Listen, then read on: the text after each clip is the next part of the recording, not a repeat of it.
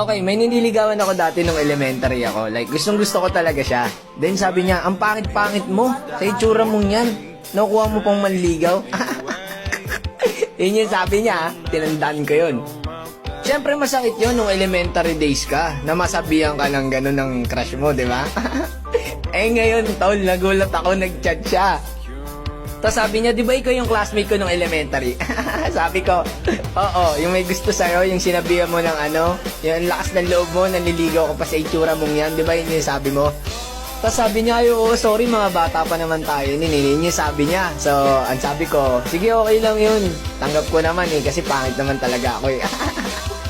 Tapos sabi niya sa akin, ibang-iba ka na ngayon, kilalang kilala ka na, pati yung kapatid ko, kilala ka. Tapos reply ko na lang, ganun ba? Nag-ML ba si Bayaw? Anong skin gusto niya? Habang tumatagal na nag-uusap kami, inaya niya ako magkape. Sabi ko, sorry, I'm busy.